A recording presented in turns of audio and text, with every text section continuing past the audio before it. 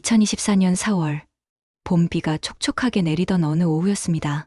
요양원 정원의 벚꽃들이 마지막 꽃잎을 떨구고 있었고, 공기 중에는 새싹의 향기와 함께 어딘지 모르게 쓸쓸한 기운이 스며들어 있었어요. 그런 날씨에는 왠지 마음 한구석이 시려오는 법이죠. 특히 이곳 해맑은 요양원에 계신 어르신들에게는 더욱 그랬습니다. 창밖을 바라보며 먼 곳을 그리워하는 눈빛들, 지나간 시절을 되새기는 한숨들이 복도 곳곳에 스며들어 있었어요. 하지만 이상하게도 그날만큼은 뭔가 다른 기운이 감돌고 있었습니다. 마치 새로운 이야기가 시작될 것만 같은 그런 예감이 말이에요. 간병사들도 오늘은 왠지 특별한 일이 생길 것 같다며 서로 이야기를 나누고 있었거든요. 이곳에서 벌어지는 특별한 만남의 이야기를 시작해볼까요? 복도 끝 201호실, 73세의 강철민 할아버지는 오늘도 휠체어에 앉아 창밖을 내다보고 계셨습니다. 3년 전 뇌졸중으로 쓰러진 이후 오른쪽 다리에 힘이 없어 거동이 불편하셨지만 정신만큼은 또렷하셨어요. 아내를 먼저 떠나보낸 지 5년, 아들 내외는 바쁘다는 핑계로 한 달에 한 번 얼굴 보기도 어려웠습니다. 할아버지, 점심 드실 시간이에요. 젊은 간병사가 다가와 말을 걸었지만 철민 할아버지의 시선은 여전히 창밖에 고정되어 있었어요. 그때였습니다. 복도에서 뭔가 소란스러운 소리가 들려왔어요.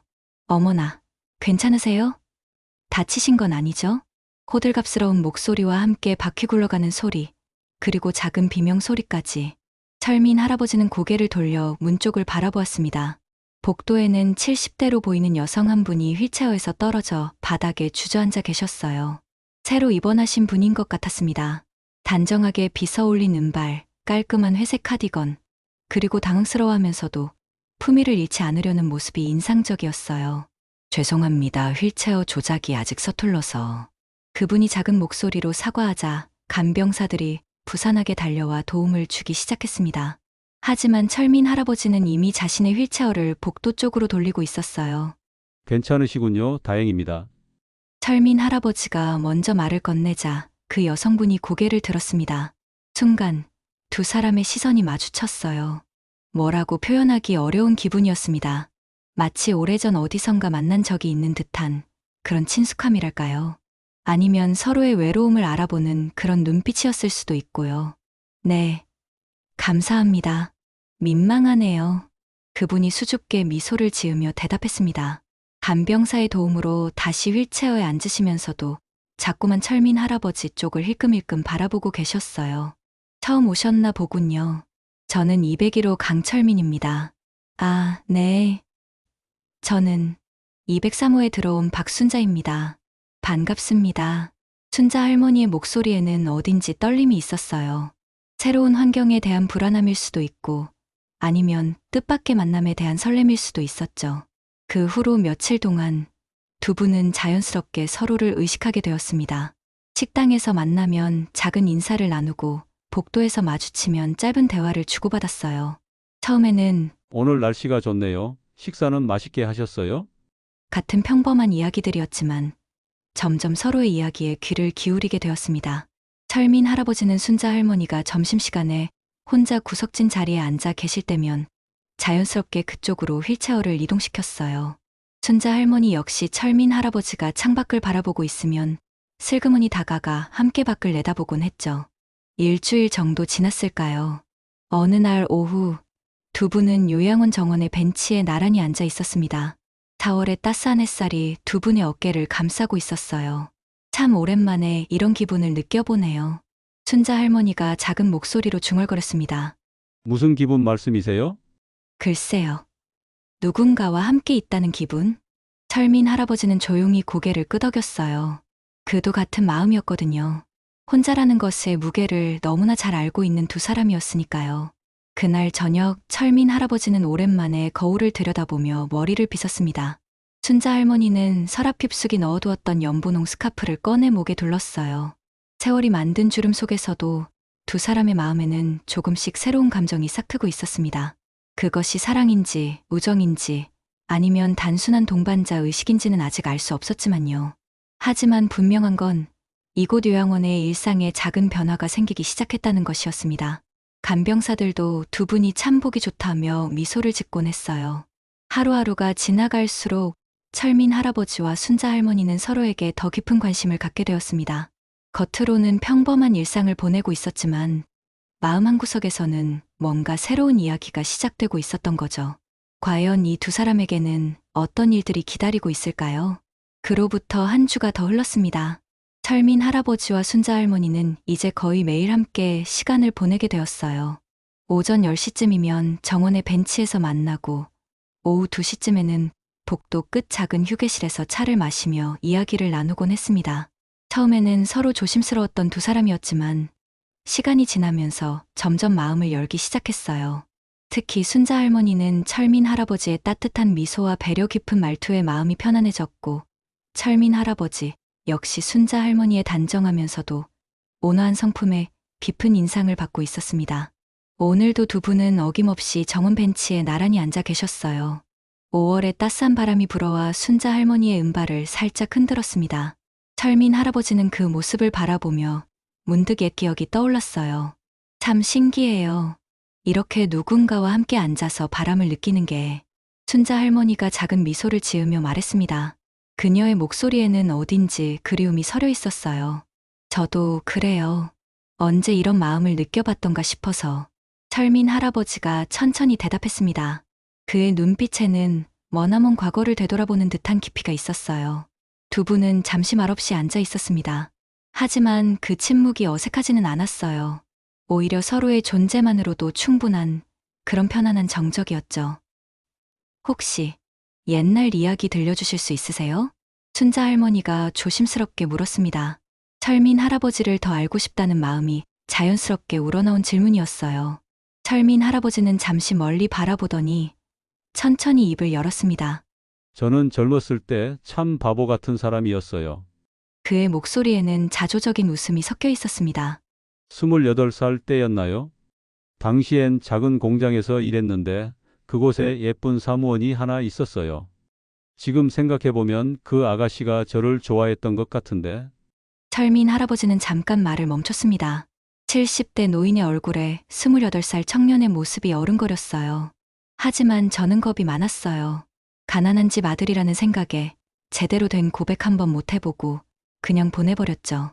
그 후에 지금의 아내, 고인이 된 아내를 만나 결혼했지만 가끔은 그때 그 용기를 냈더라면 어떻게 되었을까 하는 생각이 들더라고요. 순자 할머니는 조용히 듣고 있었습니다. 그녀의 눈에는 철민 할아버지의 이야기에 공감하는 따스함이 가득했어요. 사람이란 참 이상해요. 지나고 나서야 후회하게 되더라고요. 순자 할머니가 부드럽게 말했습니다. 그녀 역시 비슷한 경험이 있다는 듯한 어조였어요. 할머니도 그런 기억이 있으신가요? 철민 할아버지가 조심스럽게 물었습니다. 순자 할머니는 잠시 망설이다가 천천히 고개를 끄덕였어요. 저는 25살 때 첫사랑을 했어요. 그녀의 목소리가 더욱 작아졌습니다. 마치 오래된 보물상자를 여는 것처럼 조심스러웠어요. 그분은 동네 서점을 운영하시는 분이었는데 정말 책을 좋아하시고 글씨도 예쁘게 쓰시는 분이었어요. 저는 책을 빌린다는 핑계로 매일같이 그 서점에 들렀죠. 순자 할머니의 얼굴에 희미한 미소가 번졌습니다. 50년 전 25살 소녀의 설렘이 고스란히 드러나는 표정이었어요. 하지만 그때는 지금처럼 자유롭게 연애할 수 있는 시절이 아니었잖아요. 부모님이 정해주신 분과 결혼해야 했고 그분께는 제 마음을 제대로 전하지도 못했어요. 그럼 지금도 그분을 그리워하시나요? 철민 할아버지의 질문에 순자 할머니는 잠시 생각에 잠겼습니다. 그리움이라고 하기보다는 아쉬움? 만약 그때 용기를 냈더라면 제 인생이 어떻게 달라졌을까 하는 호기심 같은 게 있어요. 두 사람은 다시 조용해졌습니다. 각자의 과거 속으로 잠깐 여행을 다녀온 기분이었어요. 바람에 흔들리는 나무잎들을 바라보며 철민 할아버지가 다시 입을 열었습니다. 저희 세대는 참 많은 걸 참고 살았죠. 전쟁도 겪고, 가난도 겪고, 개인의 행복보다는 가족의 생계, 아이들 교육이 우선이었으니까요. 맞아요. 저도 결혼하고 나서는 남편 뒷바라지, 아이들 키우기에만 바빴어요. 언제 제 마음을 들여다볼 시간이 있었겠어요. 순자 할머니의 말에는 깊은 공감이 담겨 있었습니다. 하지만 지금 생각해보니 그런 희생들이 전부 헛된 건 아니었던 것 같아요. 덕분에 아이들이 잘 자랐고 손주들도 건강하게 크고 있으니까요. 철민 할아버지가 따뜻하게 말하자 순자 할머니도 고개를 끄덕였어요. 그렇죠. 우리가 흘린 땀방울들이 다음 세대의 밑거름이 되었으니까요. 두 사람의 대화는 자연스럽게 현재로 돌아왔습니다. 과거의 아픔과 그리움을 나누고 나니 서로에 대한 이해가 더욱 깊어진 기분이었어요. 그런데 말이에요. 순자 할머니가 살짝 망설이며 말했습니다. 지금 이 순간은 어떠세요? 과거의 아쉬움들을 뒤로하고 지금 여기서 새로운 인연을 만나게 된 이 시간 말이에요. 철민 할아버지는 순자 할머니를 바라보았습니다. 그녀의 눈빛에는 순수한 호기심과 함께 어딘지 기대감도 서려 있었어요. 솔직히 말씀드리면 참 신기해요. 이 나이에도 누군가와 이렇게 마음 깊은 이야기를 나눌 수 있다는 게. 철민 할아버지의 목소리에는 진심이 담겨 있었습니다. 저도 그래요. 오랜만에 제 이야기를 들어주는 사람이 생겼다는 게 참 감사해요. 순자 할머니도 환하게 미소를 지었습니다. 그때 저 멀리서 요양원 직원이 다가오는 소리가 들렸어요. 점심시간이 가까워온 것 같았습니다. 내일도 여기서 만날까요? 철민 할아버지가 물었습니다. 네, 좋아요. 내일은 제가 좋아했던 책 이야기라도 해드릴까요? 순자 할머니의 제안에 철민 할아버지의 얼굴이 밝아졌습니다. 그거 좋겠네요. 저도 젊었을 때 읽었던 시집 하나 가져올게요. 두 사람은 서로를 바라보며 미소를 지었어요. 과거의 아픈 기억들을 나누고 나니 오히려 마음이 더 가벼워진 기분이었습니다. 휠체어를 타고 요양원 안으로 들어가면서도 두 사람의 얼굴에는 내일에 대한 기대감이 가득했어요. 70대가 되어서야 만난 이 특별한 인연이 그들의 남은 인생에 어떤 의미를 가져다 줄지는 아직 알 수 없었지만 말이에요. 하지만 분명한 건 오늘 하루 두 사람 모두 오랜만에 진짜 행복한 시간을 보냈다는 것이었습니다. 과거의 그리움을 나누는 것만으로도 현재의 외로움이 조금씩 치유되고 있었거든요. 점심을 먹으면서도 두 사람은 서로를 의식하고 있었어요. 다른 어르신들은 저 두 분 참 보기 좋다며 흐뭇하게 바라보곤 했습니다. 오후가 되자 철민 할아버지는 자신의 방에서 오래된 시집을 꺼내 들었어요. 젊은 시절 아끼던 책이었는데 오랜만에 펼쳐보니 여기저기 밑줄이 그어져 있었습니다. 순자 할머니 역시 자신의 방에서 예전에 읽었던 소설책을 찾고 있었어요. 책장을 넘기며 옛날 생각에 잠겨 있던 그녀는 문득 내일 철민 할아버지와 나눌 이야기들을 생각하며 설렘을 느꼈습니다. 이렇게 두 사람의 마음속에는 서로에 대한 관심과 애정이 조금씩 자라나고 있었어요. 그것이 단순한 우정인지 아니면 그보다 더 깊은 감정인지는 아직 알 수 없었지만 분명한 건 두 사람 모두 이 만남을 소중히 여기고 있다는 것이었습니다. 세월이 흘러주름진 얼굴과 굽은 어깨 속에도 여전히 뜨거운 마음이 살아 숨쉬고 있었던 거예요. 철민 할아버지와 순자 할머니가 가까워진 지 3주가 지났습니다. 두 분의 일상은 이제 완전히 바뀌어 있었어요. 아침 8시에 일어나시면 서로의 안부를 묻고 오전 10시에는 정원에서 만나 이야기를 나누고 오후에는 함께 산책을 하거나 휴게실에서 차를 마시며 시간을 보내셨습니다. 처음에는 아무도 별다른 관심을 보이지 않았어요. 요양원에서 어르신들끼리 친해지는 건 자연스러운 일이었으니까요. 하지만 시간이 지나면서 뭔가 달라지기 시작했습니다. 두 분이 함께 있는 모습이 단순한 친구 사이를 넘어서는 것처럼 보이기 시작한 거예요. 서로를 바라보는 눈빛이 남달랐고 말을 할 때도 특별한 온기가 있었습니다. 철민 할아버지는 순자 할머니가 좋아할 만한 꽃을 정원에서 따다가 조심스럽게 건네곤 했고 순자 할머니는 철민 할아버지가 추워할까봐 자신의 담요를 나누어 덮어주곤 했어요. 다른 어르신들이 가장 먼저 눈치를 챘습니다. 저 두 분 요즘 영 수상해. 식당 한 구석에서 75세의 김부자 할머니가 작은 목소리로 말했어요. 나이가 몇인데 저러고 다녀? 창피하지도 않나. 옆에 앉은 78세 이갑돌 할아버지가 혀를 차며 맞장구를 쳤습니다. 아이고, 어린 애들도 아니고 손주뻘 되는 사람들이 보면 뭐라고 할까. 이런 수근거림들이 점점 커져갔어요. 처음에는 호기심 어린 시선이었던 것들이 어느새 곱지 않은 시선으로 변해가고 있었습니다. 요양원 직원들도 마찬가지였어요. 처음에는 두 분이 친해져서 좋다며 미소를 지었던 간병사들이 이제는 서로 눈빛을 주고받으며 무언가 이야기하는 모습을 자주 볼 수 있었어요. 원장님, 201호하고 203호 어르신들 말이에요. 30대 초반의 김간병사가 조심스럽게 원장실 문을 두드렸습니다. 응? 강철민 할아버지하고 박순자 할머니? 원장이 고개를 들며 물었어요. 네, 요즘 너무 가까이 지내시는 것 같아서요. 다른 어르신들이 좋지 않게 보시는 것 같고. 원장은 잠시 생각에 잠겼습니다. 사실 그도 두 분의 관계가 단순한 우정을 넘어서는 것 같다는 생각을 하고 있었거든요. 일단은 지켜보자. 별일 없으면 굳이 개입할 필요는 없을 것 같은데. 하지만 원장의 목소리에도 어딘지 확신이 없었어요. 며칠 후, 정말 문제가 터졌습니다. 오후 3시경, 철민 할아버지와 순자 할머니는 평소처럼 정원 벤치에 앉아 있었어요. 5월의 따스한 햇살 아래서 두 분은 나지막한 목소리로 이야기를 나누고 계셨습니다. 할아버지, 오늘 날씨가 참 좋네요. 순자 할머니가 환하게 웃으며 말했어요. 그러게요. 이런 날에는 젊었을 때 생각이 나더라고요. 철민 할아버지도 미소를 지으며 대답했습니다. 그때 순자 할머니가 무심코 철민 할아버지의 손등 위에 자신의 손을 살짝 올려놓았어요. 아주 자연스럽고 따뜻한 몸짓이었습니다. 하지만 그 순간을 지나가던 이갑돌 할아버지가 목격했어요. 어라, 저게 뭐 하는 짓이야. 이갑돌 할아버지의 큰 목소리가 정원에 울려 퍼졌습니다. 순간 주변에 있던 사람들의 시선이 모두 벤치 쪽으로 쏠렸어요. 순자 할머니는 깜짝 놀라 손을 거두었고 철민 할아버지는 당황한 표정을 지었습니다. 나이가 70이 넘어서 뭐 하는 짓들이야. 창피하지도 않나. 이갑돌 할아버지가 계속 소리를 지르자 다른 어르신들도 하나둘씩 모여들기 시작했어요. 아이고, 정말 볼 꼴 못 되겠네. 손주들이 보면 뭐라고 할까. 요양원이 무슨 연애 사랑방인 줄 아나. 곱지 않은 말들이 쏟아져 나왔습니다. 철민 할아버지와 순자 할머니는 그저 당황스러워하며 서로를 바라볼 뿐이었어요.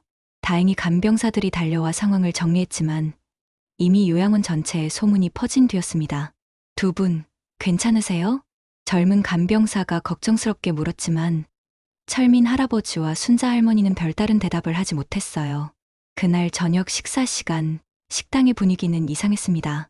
다른 어르신들이 철민 할아버지와 순자 할머니를 바라보는 시선이 예전과 완전히 달랐어요. 호기심과 비난이 뒤섞인 그런 시선들이었습니다. 아이고, 나이도 생각하고 살아야지. 자식들 창피하게 만들어서야. 요양원이 무슨 데이트하는 곳인 줄 아나? 여기저기서 들려오는 수근거림에 두 분은 고개를 푹 숙인 채 식사를 하셨어요. 순자 할머니는 거의 음식을 입에 대지도 못했고 철민 할아버지도 평소보다 훨씬 조용했습니다.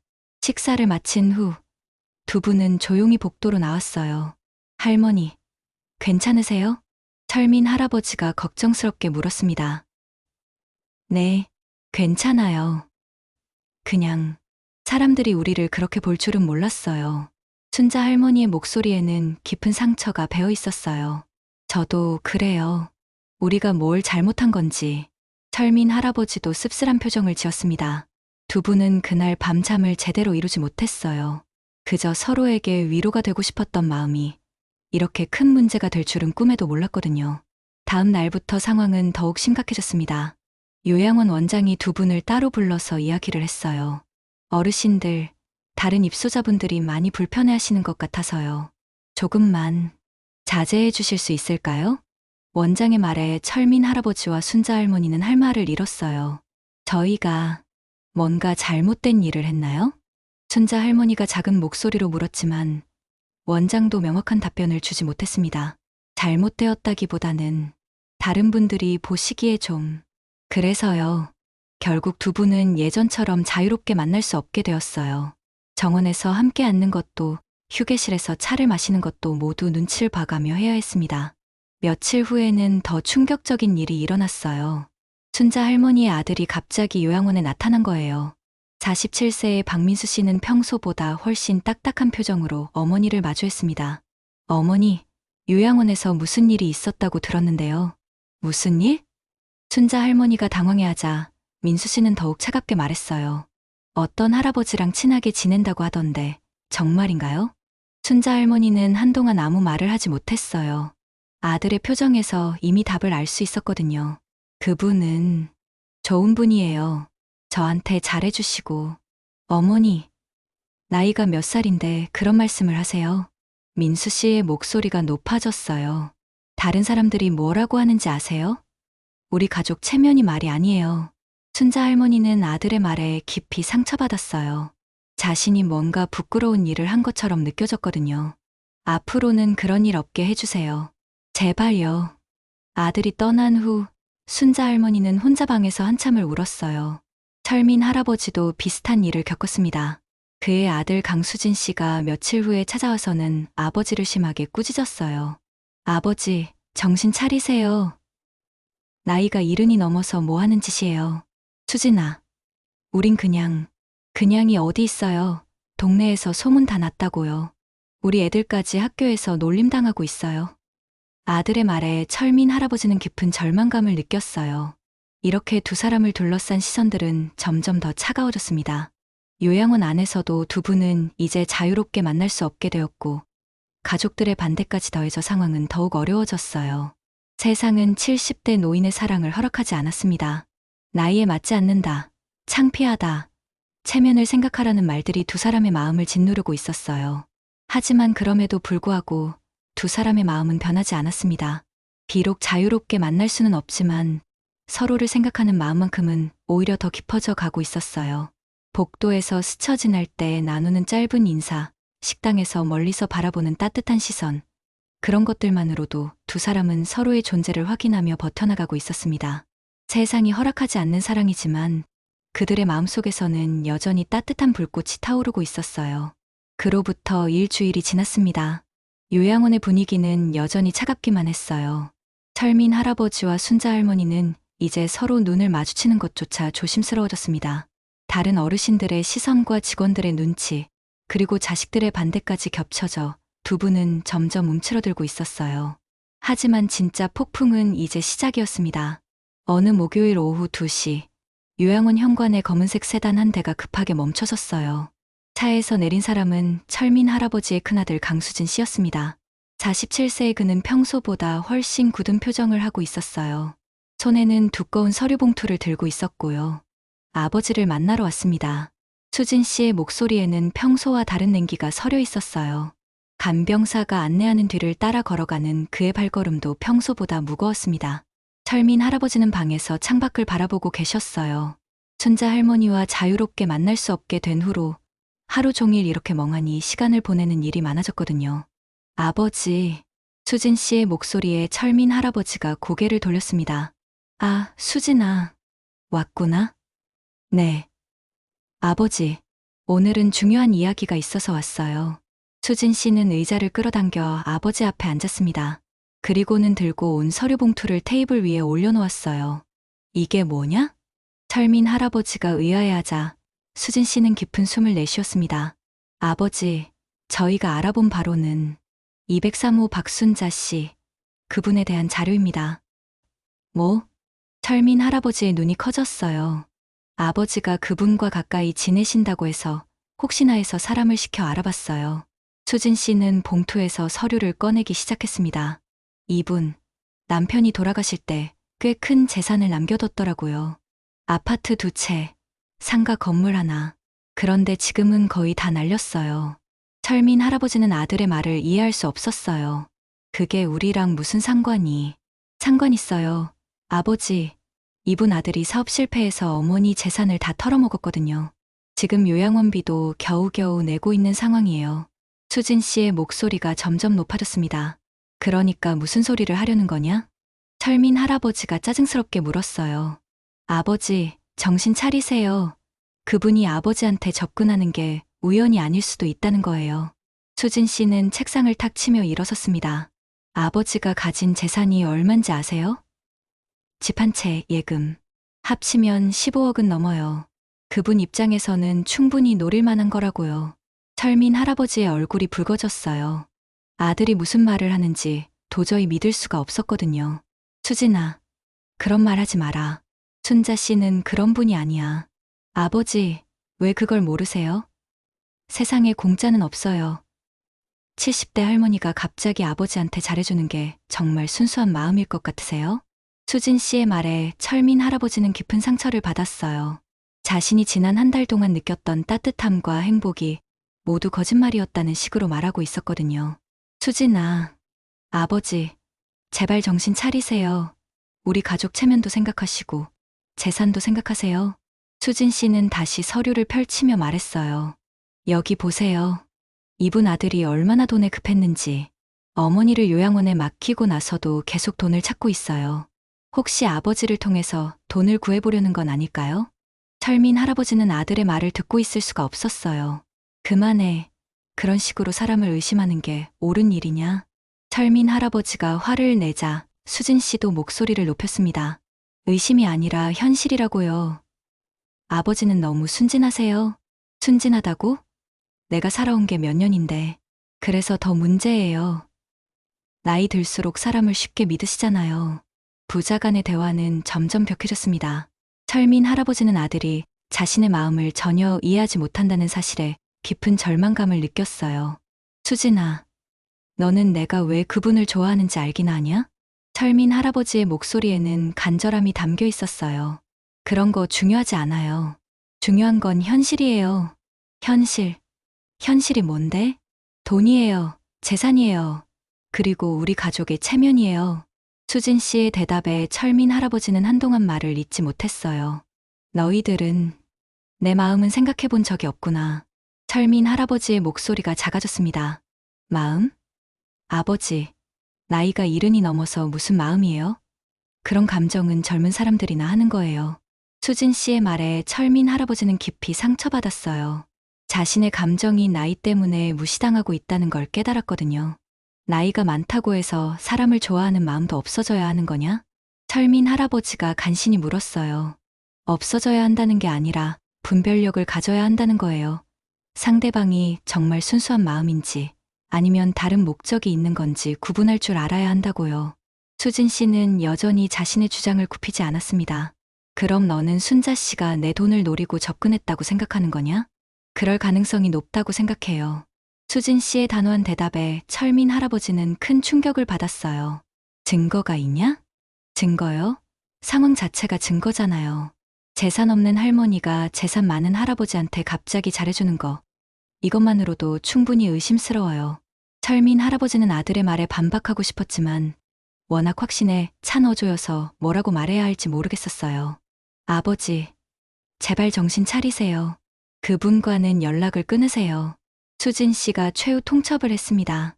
만약에 계속 그분과 만나신다면 저희도 어쩔 수 없이 다른 방법을 생각해 봐야겠어요. 다른 방법? 법적인 조치요. 아버지가 판단력에 문제가 있다고 판단될 경우 재산 관리를 저희가 맡을 수밖에 없어요. 철민 할아버지는 아들의 말에 경악했어요. 자신의 재산을 빼앗겠다는 협박으로 들렸거든요. 수진아, 너는 정말 내 아들이냐? 철민 할아버지의 목소리에는 깊은 실망감이 배어 있었어요. 아버지를 위해서 하는 말이에요. 나중에 후회하지 마시고 지금 정신 차리세요. 수진 씨는 서류를 다시 봉투에 넣으며 일어섰습니다. 일주일 드릴게요. 그때까지 생각해 보세요. 그리고 현명한 선택을 하시길 바라요. 수진 씨가 떠난 후 철민 할아버지는 혼자 방에 남겨졌어요. 아들과의 대화는 그에게 큰 상처를 남겼습니다. 자신의 감정이 나이 때문에 무시당하고 순자 할머니와의 관계가 돈 때문이라고 의심받는다는 게 너무나 충격적이었어요. 그날 밤 철민 할아버지는 잠을 이룰 수 없었습니다. 아들의 말이 맞는 건지 자신이 정말 속고 있는 건지 온갖 생각이 머릿속을 맴돌았어요. 하지만 무엇보다 힘든 건 순자 할머니를 향한 자신의 마음이 진짜인지 의심하게 되었다는 것이었습니다. 70대의 사랑이 과연 진실일 수 있을까? 아니면 정말 외로움 때문에 착각하고 있는 걸까? 복잡한 마음으로 뒤척이던 철민 할아버지는 결국 다음 날 아침 중요한 결정을 내렸어요. 순자 할머니와 직접 만나서 진실을 확인해 보겠다는 것이었습니다. 과연 두 사람의 마음은 정말 진실일까요? 아니면 아들의 말처럼 다른 의도가 숨어 있는 걸까요? 이 복잡한 상황은 어떻게 풀릴지 그 누구도 알 수 없었습니다. 철민 할아버지가 아들과 만난 지 사흘이 지났습니다. 그동안 그는 계속 고민에 빠져 있었어요. 순자 할머니와의 관계를 정말 끊어야 하는 건지, 아들의 말이 맞는 건지 밤낮으로 생각했습니다. 하지만 그런 고민도 잠깐이었어요. 상황이 걷잡을 수 없는 방향으로 흘러가기 시작했거든요. 그 화요일 오전 10시, 요양원에 예상치 못한 방문객들이 나타났습니다. 정장을 말끔하게 차려입은 중년 남성 2명이 원장실을 찾아온 거예요. 안녕하세요. 저는 법무법인 정의에서 나온 변호사 김정훈입니다. 한 명이 명함을 건네며 자기소개를 했어요. 변호사님이요? 무슨 일로? 원장이 당황해하자 김 변호사가 서류 가방을 열었습니다. 201호 강철민 씨와 관련된 사건으로 왔습니다. 저희 의뢰인인 강수진 씨가 아버지의 후견인 선임을 신청하려고 하거든요. 원장의 얼굴이 굳어졌어요. 후견인 선임이라는 건 철민 할아버지가 정상적인 판단력을 잃었다고 법원에 신청한다는 뜻이었거든요. 그런데 강철민 어르신은 정신적으로 아무 문제가 없으신데요? 원장이 조심스럽게 말했지만 변호사는 이미 준비된 답변을 했어요. 나이가 73이신 분이 요양원에서 이성관계를 맺고 있다는 것 자체가 판단력에 문제가 있다는 증거라고 봅니다. 더군다나 상대방이 재산 문제로 어려움을 겪고 있는 상황이라면 더욱 그렇죠. 원장은 할 말을 잃었어요. 법적으로는 그럴듯하게 들리는 논리였거든요. 일단 강철민 어르신과 박순자 어르신을 만나봐야겠습니다. 변호사들이 두 어르신을 만나고 간 후 요양원은 완전히 뒤바뀌었어요. 직원들은 수군거리기 시작했고 다른 입소자들도 불안해하기 시작했습니다. 법원에서 사람이 나올 정도로 심각한 일이었나? 아이고, 우리도 조심해야겠네. 이런 분위기 속에서 철민 할아버지와 순자 할머니는 더욱 위축될 수밖에 없었어요. 며칠 후 정말로 법원에서 공식 통지서가 날아왔습니다. 강수진 씨가 아버지의 후견인 선임을 신청했다는 내용이었어요. 동시에 순자 할머니에게도 별도의 통지서가 전달되었습니다. 철민 할아버지를 상대로 한 민사소송 관련 서류였어요. 재산을 노리고 접근했다는 혐의로 소송을 당한 것이었습니다. 이 소식이 요양원에 알려지자 분위기는 완전히 얼어붙었어요. 다른 어르신들은 순자 할머니를 마치 범죄자를 보는 듯한 시선으로 바라봤고 직원들도 어색하게 대하기 시작했습니다. 순자 할머니는 그 충격으로 며칠 동안 식음을 전폐하셨어요. 자신이 사기꾼 취급을 받고 있다는 사실을 도저히 받아들일 수 없었거든요. 철민 할아버지 역시 마찬가지였습니다. 자신의 아들이 사랑하는 사람을 법정에 세운다는 게 믿기지 않았어요. 한 달 후 드디어 법정에 서는 날이 왔습니다.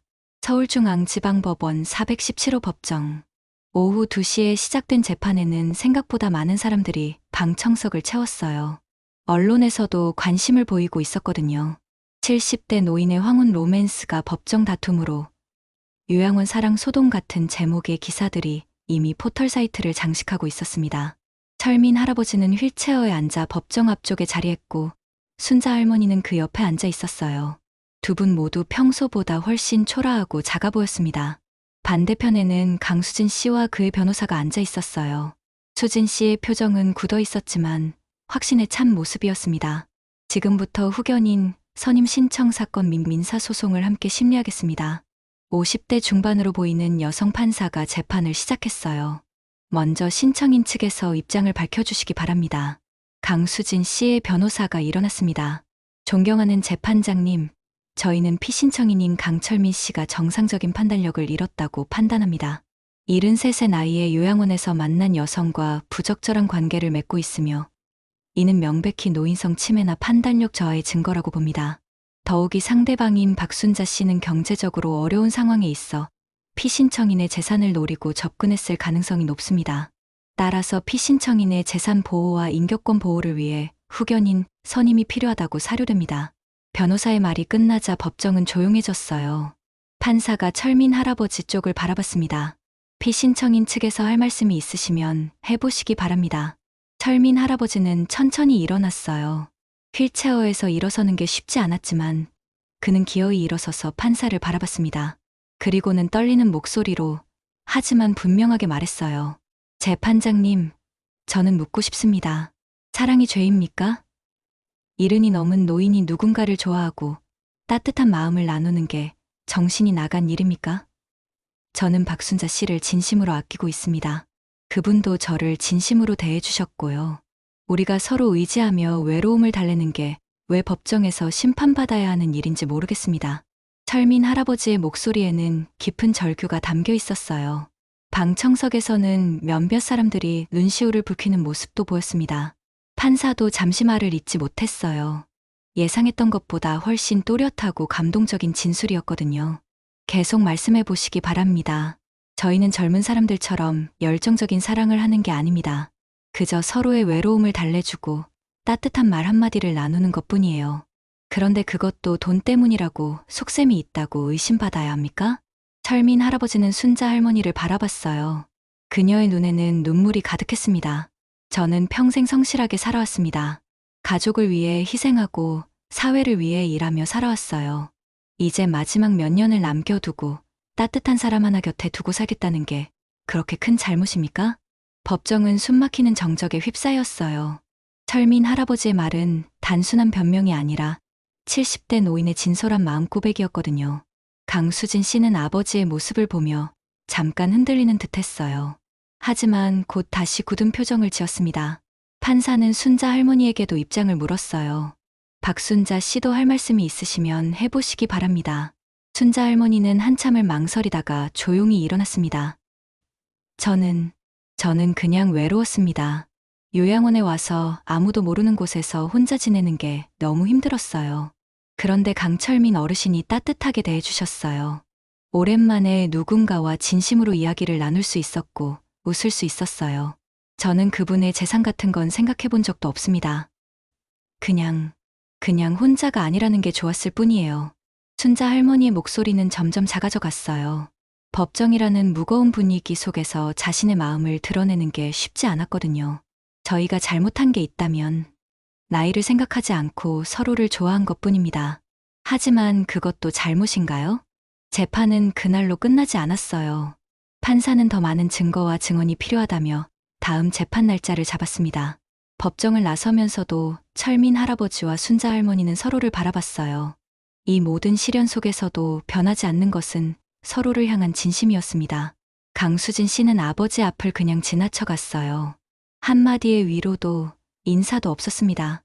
언론들은 이 사건을 대대적으로 보도했어요. 여론은 엇갈렸습니다. 어떤 사람들은 나이를 생각하라며 아들 편을 들었고 또 어떤 사람들은 사랑의 나이가 어디 있냐며 두 어르신을 응원했습니다. 하지만 정작 당사자인 철민 할아버지와 순자 할머니는 이 모든 관심이 부담스럽기만 했어요. 그들이 원했던 건 단순히 조용히 서로를 아끼며 지내는 것뿐이었거든요. 요양원으로 돌아온 두 분은 더욱 조심스럽게 지낼 수밖에 없었어요.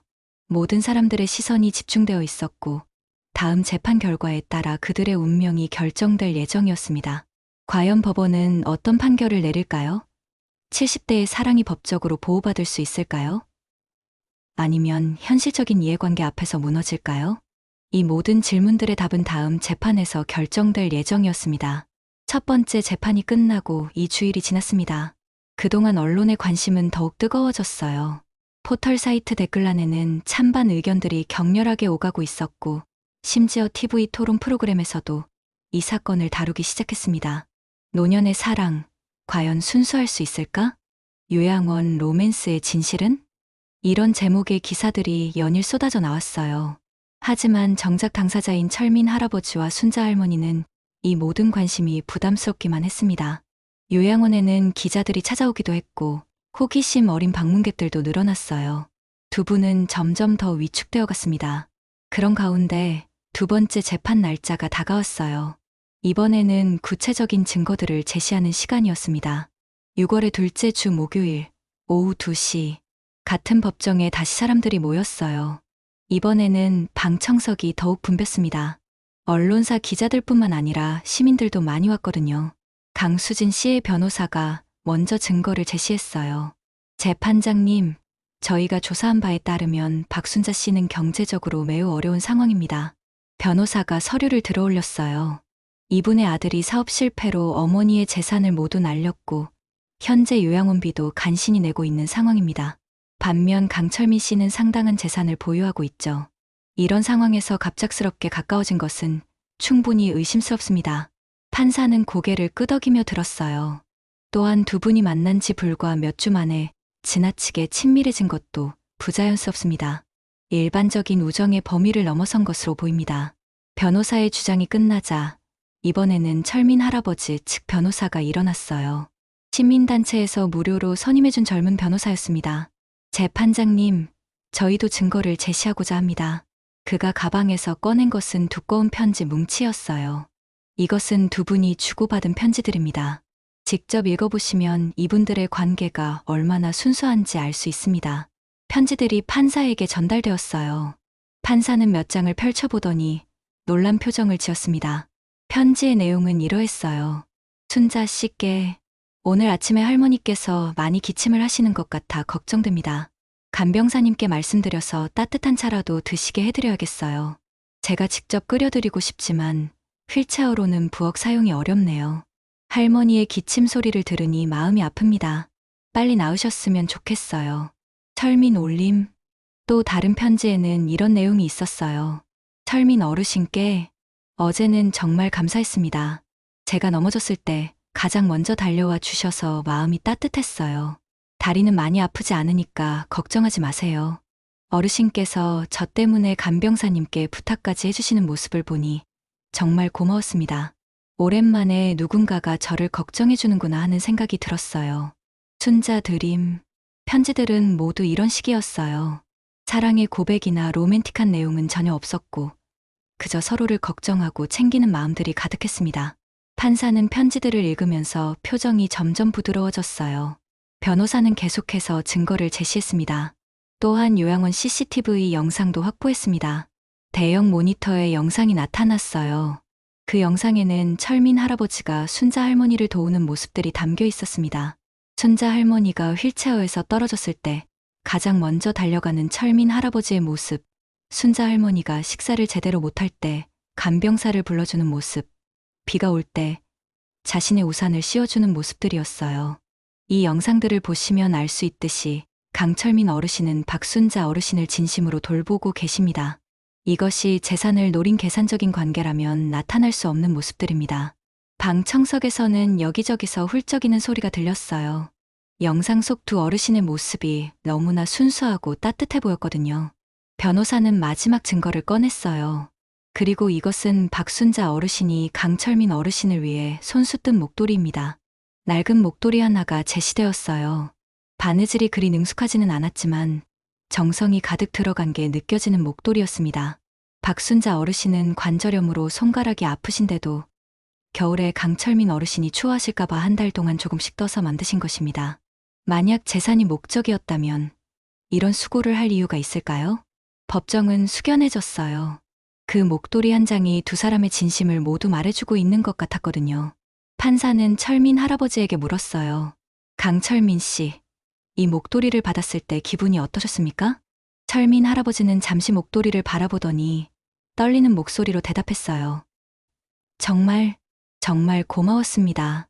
아내가 돌아가신 후로 이렇게 따뜻한 마음을 받아본 게 처음이었어요. 순자 씨가 아픈 손으로 이걸 떠주신 걸 알고 나서는 눈물이 났습니다. 이런 마음을 돈으로 살 수 있을까요? 철민 할아버지의 말에 법정 곳곳에서 흐느끼는 소리가 들렸어요. 순자 할머니도 눈물을 흘리고 있었습니다. 판사는 순자 할머니에게도 물었어요. 박순자 씨, 관절염이 있으신데도 이 목도리를 뜨신 이유가 무엇입니까?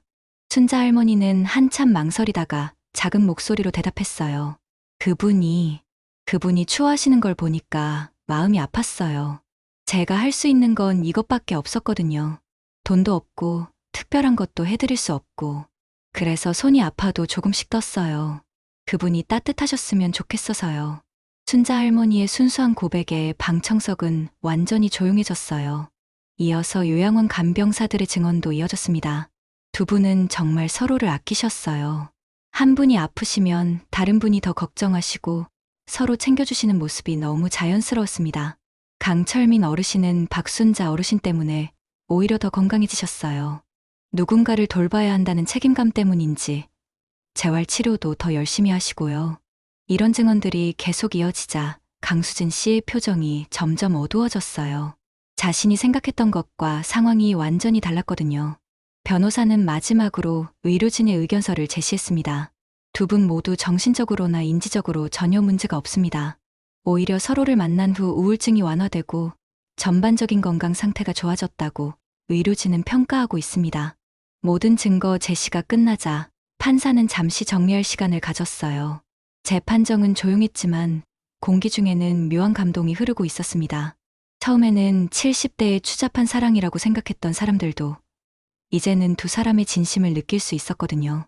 강수진 씨는 복잡한 표정으로 아버지를 바라보고 있었어요. 자신이 아버지의 마음을 제대로 이해하지 못했다는 걸 깨닫기 시작한 것 같았습니다. 판사는 다음 주에 최종 판결을 내리겠다고 했어요. 재판이 끝나고 법정을 나섰는데 철민 할아버지와 순자 할머니 앞으로 한 젊은 여성이 다가왔어요. 할아버지, 할머니, 저희 어머니가 전해달라고 하셨어요. 그녀가 건넨 것은 작은 편지였어요. 편지에는 이런 내용이 적혀 있었습니다. 진짜 사랑이 무엇인지 보여주셔서 감사합니다. 나이가 들어도 서로를 아끼고 돌보는 마음이 이렇게 아름다울 줄 몰랐어요. 응원하겠습니다. 이런 편지들이 요양원으로도 수십 통 배달되었어요. 처음에는 곱지 않은 시선이 많았지만 재판 과정에서 두 사람의 진심이 드러나면서 여론도 점점 바뀌고 있었습니다. 그날 밤, 철민 할아버지와 순자 할머니는 각자의 방에서 복잡한 마음으로 시간을 보냈어요. 자신들의 순수한 마음이 세상에 알려졌다는 안도감과 함께 앞으로 어떤 판결이 나올지에 대한 불안감도 있었거든요. 하지만 분명한 건 이 모든 시련을 겪으면서도 서로를 향한 진심만큼은 변하지 않았다는 것이었어요. 오히려 더욱 깊어진 것 같기도 했습니다. 세상이 두 사람의 진심을 이해하기 시작했지만 아직 법적인 결론은 나지 않은 상태였어요. 과연 최종 판결은 어떻게 날까요? 최종 판결일까지 일주일이 남았습니다. 그 사이 언론과 사회의 반응은 극과 극으로 나뉘었어요. 한쪽에서는 진정한 사랑의 모습을 보여줬다며 두 어르신을 응원했고, 다른 쪽에서는 여전히 나이에 맞지 않는 행동이라며 비판했습니다. 포털 사이트 댓글창은 매일 논쟁터가 되었어요. 나이가 70이 넘어서도 사랑할 권리가 있는 거 아닌가요? 아이들이 보면 뭐라고 할까요? 체면도 없이 진짜 서로를 돌보는 마음인데 왜 문제 삼는 거죠? 요양원에서 저런 일이 일어나면 다른 어르신들이 불편하실 텐데 이런 댓글들이 수천 개씩 달렸어요. 하지만 무엇보다 큰 변화는 요양원 안에서 일어나고 있었습니다. 처음에는 두 분을 곱지 않게 바라봤던 다른 어르신들도 재판 과정에서 공개된 편지와 영상들을 보고 나서는 마음이 달라지기 시작했거든요. 아이고, 우리가 너무 심하게 했나 봐. 75세의 김부자 할머니가 작은 목소리로 말했어요. 그러게 말이야. 저분들이 뭔 나쁜 일을 했다고. 78세의 이갑돌 할아버지도 이제는 미안한 표정을 지었습니다. 요양원 분위기가 바뀌면서 철민 할아버지와 순자 할머니를 향한 시선도 달라졌어요. 이제는 동정과 응원의 시선이 더 많아졌습니다. 드디어 그날이 왔어요. 7월의 첫째 주 금요일 오후 2시 서울중앙지방법원 417호 법정에는 이전보다 더 많은 사람들이 모였습니다. 최종 판결을 듣기 위해서였죠. 철민 할아버지와 순자 할머니는 평소보다 단정하게 옷을 차려입고 법정에 앉아 있었어요. 두 분의 표정에는 불안감과 함께 어떤 체념 같은 것도 보였습니다. 강수진 씨도 아버지와 멀리 떨어진 자리에 앉아 있었는데 이번에는 이전과 달리 많이 상념에 잠긴 모습이었어요. 지금부터 판결을 선고하겠습니다. 50대 중반의 여성 판사가 일어서자 법정은 숨막히는 정적에 휩싸였어요. 먼저 후견인 선임 신청건부터 말씀드리겠습니다. 판사는 잠시 철민 할아버지를 바라봤습니다. 피신청인 강철민 씨에 대한 정신감정 결과 인지능력과 판단력에 전혀 문제가 없는 것으로 나타났습니다. 또한 박순자 씨와의 관계 역시 건전한 인간관계의 범위 안에 있다고 판단됩니다. 따라서 후견인 선임 신청을 기각합니다. 법정에서 작은 함성이 터져나왔어요. 다음으로 민사소송건에 대해 말씀드리겠습니다. 판사의 목소리가 더욱 엄숙해졌어요. 재판부는 이 사건을 통해 우리 사회가 노년층의 감정과 인간관계에 대해 얼마나 편견을 가지고 있는지 깊이 성찰하게 되었습니다. 판사는 잠시 말을 멈추고 법정을 둘러봤어요. 사랑과 돌봄은 나이와 상관없이 인간의 기본적인 감정입니다. 특히 노년기의 사랑은 젊은 시절의 열정적인 사랑과는 다른 성격을 가집니다. 그것은 욕망보다는 존엄에 기반하고 소유보다는 돌봄에 중점을 둔 성숙한 감정입니다. 방청석의 사람들은 판사의 말을 숨죽여 들었어요. 제출된 모든 증거들, 편지, 영상, 증언들을 종합해 볼 때 두 분의 관계는 순수한 인간적 애정에 기반한 것으로 판단됩니다. 경제적 이익을 목적으로 한 접근이라는 신청인 측의 주장은 받아들일 수 없습니다. 순자 할머니의 눈에 눈물이 맺혔어요. 따라서 재판부는 박순자 씨에 대한 모든 혐의를 무죄로 판결합니다. 법정은 박수 소리로 가득 찼어요. 철민 할아버지와 순자 할머니는 서로를 바라보며 안도의 눈물을 흘렸습니다. 하지만 판사의 말은 여기서 끝나지 않았어요. 다만 재판부는 이 사건을 통해 우리 사회에 던지고 싶은 메시지가 있습니다. 법정이 다시 조용해졌어요. 노년의 사랑을 바라보는 우리의 시선을 다시 한번 돌아봐야 합니다. 70대, 80대가 되었다고 해서 인간적인 감정이나 사랑할 권리를 포기해야 하는 것은 아닙니다. 오히려 인생의 마지막 시기에 서로를 돌보고 위로하는 관계야말로 가장 아름다운 인간관계라고 할 수 있습니다. 판사의 말에 방청석에서는 여기저기서 고개를 끄덕이는 모습이 보였어요. 우리는 젊은 세대의 사랑에는 관대하면서 왜 노년층의 사랑에는 엄격한 잣대를 들이대는 것일까요? 나이가 든다는 것이 사랑할 권리를 박탈당한다는 뜻은 아닙니다. 강수진 씨는 아버지를 바라보며 복잡한 표정을 지었어요. 특히 이 사건에서 보여진 두 분의 모습은 진정한 사랑이 무엇인지를 잘 보여줍니다. 서로의 아픔을 달래주고 외로움을 함께 견뎌내며 작은 것 하나에도 정성을 다하는 모습. 이것이야말로 사랑의 본질이 아닐까요? 판사는 철민 할아버지와 순자 할머니를 직접 바라보며 말했어요. 두 분께서는 이 어려운 시간을 통해 우리 사회에 소중한 교훈을 주셨습니다. 나이와 상관없이 서로를 아끼고 돌보는 마음의 아름다움을, 그리고 그런 마음이야말로 인간다운 삶의 핵심이라는 것을 보여주셨습니다. 법정은 감동적인 분위기에 휩싸였어요.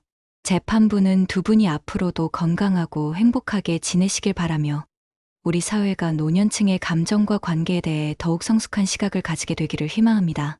판결이 끝나자 법정은 뜨거운 박수로 가득 찼어요. 철민 할아버지와 순자 할머니는 서로의 손을 꼭 잡고 눈물을 흘렸습니다. 강수진 씨는 한참을 망설이다가 아버지에게 다가갔어요.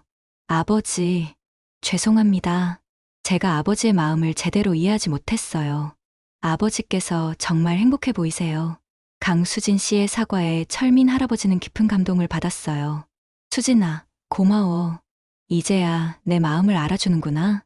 부자 간의 화해를 본 순자 할머니도 환하게 웃었어요. 법정을 나서면서 두 분은 기자들에게 둘러싸였어요. 앞으로 어떻게 지내실 계획이신가요? 한 기자가 물었습니다. 철민 할아버지가 순자 할머니의 손을 잡으며 대답했어요.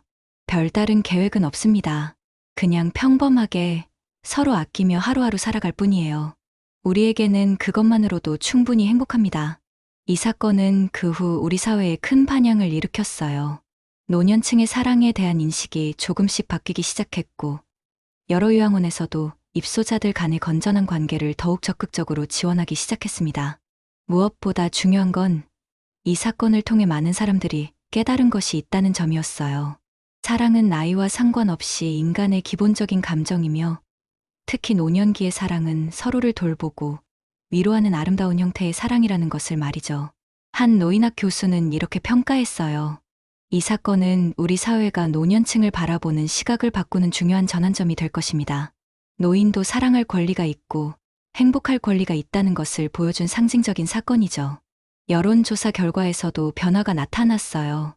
재판 전에는 노년층의 사랑에 반대한다는 의견이 60%였지만 재판 후에는 이해하고 지지한다는 의견이 70%로 늘어났습니다. 사회의 인식 변화와 함께 철민 할아버지와 순자 할머니도 새로운 일상을 시작할 수 있게 되었어요. 이제는 아무도 그들의 관계를 이상하게 바라보지 않았고 오히려 따뜻한 시선으로 응원해 주었습니다. 두 분은 여전히 요양원의 정원 벤치에서 함께 시간을 보내고 서로의 건강을 챙기며 조용하고 평화로운 나날을 보내고 있었어요. 이 모든 과정을 지켜본 사람들은 깨달았습니다. 진정한 사랑은 나이나 환경에 구애받지 않으며 서로를 아끼고 돌보는 마음 자체가 바로 사랑의 본질이라는 것을 말이죠. 재판이 끝난 지 3개월이 지났습니다. 가을이 깊어가는 10월, 요양원 정원의 단풍잎들이 빨갛게 물들어가고 있었어요. 철민 할아버지와 순자 할머니는 여전히 그 벤치에 나란히 앉아 계셨습니다. 하지만 이제는 모든 게 달라졌어요. 더 이상 눈치를 볼 필요도 없고 누군가의 시선을 의식할 필요도 없었습니다. 두 분은 자연스럽게 서로의 일상이 되어 있었거든요. 할아버지, 오늘 아침 드신 약은 어떠셨어요? 순자 할머니가 따뜻한 목소리로 물었습니다. 철민 할아버지의 혈압약을 챙기는 것도 이제는 그녀의 일상이 되었어요. 덕분에 잘 먹었어요. 할머니는 무릎이 어떠세요? 많이 좋아졌어요. 할아버지가 매일 마사지해 주셔서 그런가 봐요. 두 분의 대화는 언제나 이랬습니다. 서로의 건강을 먼저 챙기고 작은 것 하나에도 관심을 보이는 그런 대화들이었어요. 요양원의 분위기도 완전히 바뀌었습니다. 다른 어르신들도 이제는 두 분을 보며 미소를 지었어요. 어떤 분들은 우리도 저런 사람이 있었으면 좋겠다며 부러워하기도 했습니다. 75세의 김부자 할머니는 이제 두 분의 가장 큰 응원자가 되었어요. 어머, 두 분 오늘도 참 다정해 보이시네요. 김 할머니가 지나가다 말을 걸면 철민 할아버지와 순자 할머니는 수줍게 미소를 지었습니다. 간병사들도 마찬가지였어요. 이제는 두 분을 도우는 것이 자연스러웠고 오히려 다른 어르신들에게도 좋은 영향을 미치고 있다고 생각했어요. 두 분 덕분에 요양원 분위기가 많이 밝아졌어요. 젊은 간병사가 말하자 철민 할아버지가 쑥스럽게 답했습니다. 우리가 뭘 특별히 한 건 아닌데. 아니에요. 서로를 아끼는 모습 자체가 다른 어르신들께도 힘이 되고 있어요. 실제로 그랬어요. 두 분의 모습을 보면서 다른 어르신들도 서로에게 더 관심을 갖기 시작했고 요양원 전체가 따뜻해진 기분이었습니다. 강수진 씨도 이제는 한 달에 2번씩 아버지를 찾아왔어요. 예전보다 훨씬 자주였죠. 그리고 올 때마다 순자 할머니께도 인사를 드렸습니다. 아버지, 안녕히 계세요. 순자 할머니도 건강하시고요. 고마워, 수진아. 너도 건강해라. 부자 간의 관계도 예전보다 훨씬 자연스러워졌어요. 재판 과정에서 유명해진 두 분에게는 가끔 편지가 오기도 했습니다. 전국의 노인분들로부터 오는 응원 편지들이었어요. 할아버지, 할머니 덕분에 용기를 얻었습니다. 저희도 서로를 아끼며 살아가겠습니다. 이런 편지들을 받을 때마다 두 분은 뿌듯함을 느꼈어요. 자신들의 이야기가 다른 분들에게 힘이 되고 있다는 걸 알게 되었거든요. 하지만 무엇보다 소중한 건 일상이었습니다. 아침 8시에 일어나서 서로 안부를 묻고 아침 식사 때는 나란히 앉아서 소소한 이야기를 나누고 오전에는 정원에서 함께 산책을 하고 오후에는 휴게실에서 차를 마시며 시간을 보내는 그런 평범한 일상 말이에요. 두 분에게는 그것만으로도 충분했습니다. 어느 날 오후 평소와 같이 정원 벤치에 앉아 있는데 순자 할머니가 문득 말했어요. 참 신기해요. 뭐가요? 이 나이에 이런 행복을 느낄 줄은 몰랐어요. 요양원에 왔을 때는 그냥 조용히 지내다가 가려고만 했는데 철민 할아버지도 고개를 끄덕였어요. 저도 그래요. 혼자 살아갈 생각만 했었는데 이렇게 따뜻한 사람을 만날 줄은 꿈에도 몰랐어요. 두 분은 서로를 바라보며 미소를 지었습니다. 70대가 되어서야 만난 이 소중한 인연이 얼마나 감사한지 모르겠다는 표정이었어요. 해는 점점 짧아지고 바람은 차가워지고 있었지만 두 분의 마음은 여전히 따뜻했습니다. 11월의 어느 오후 첫눈이 내렸어요.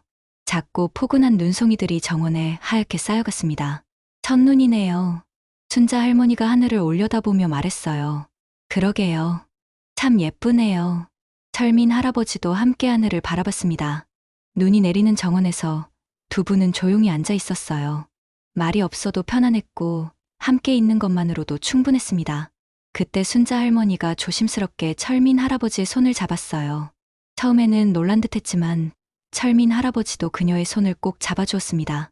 주름지고 거친 두 손이 마주 잡힌 그 순간 세상에서 가장 따뜻한 온기가 전해졌어요.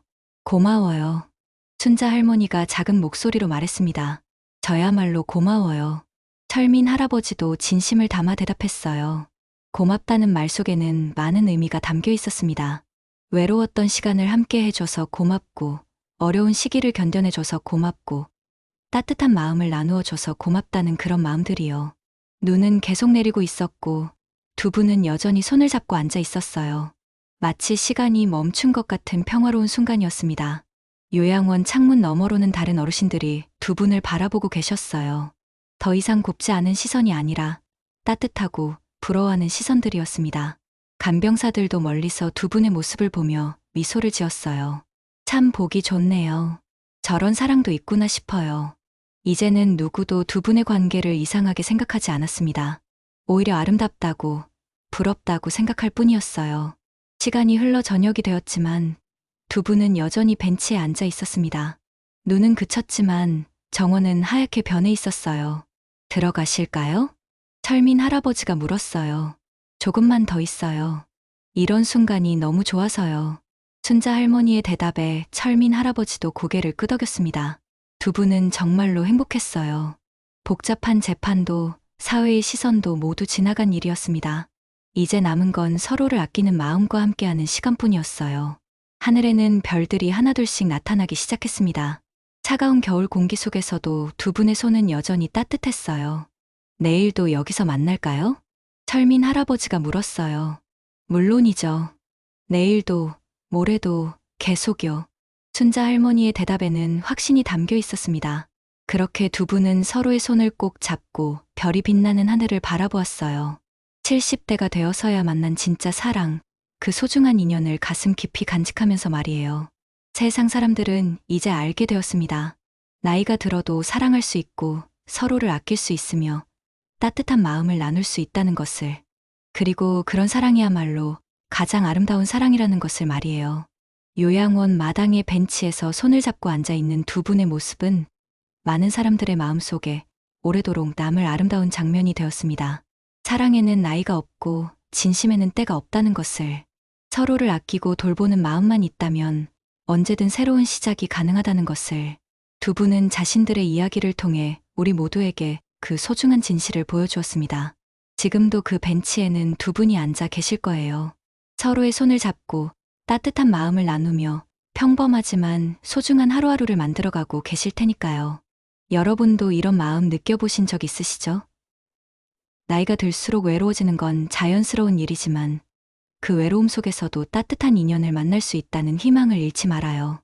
철민 할아버지와 순자 할머니처럼 진심으로 서로를 아끼는 마음만 있다면 언제든 새로운 행복을 찾을 수 있을 거예요. 우리 모두의 마음속에는 아직도 사랑할 수 있는 따뜻한 온기가 남아있으니까요.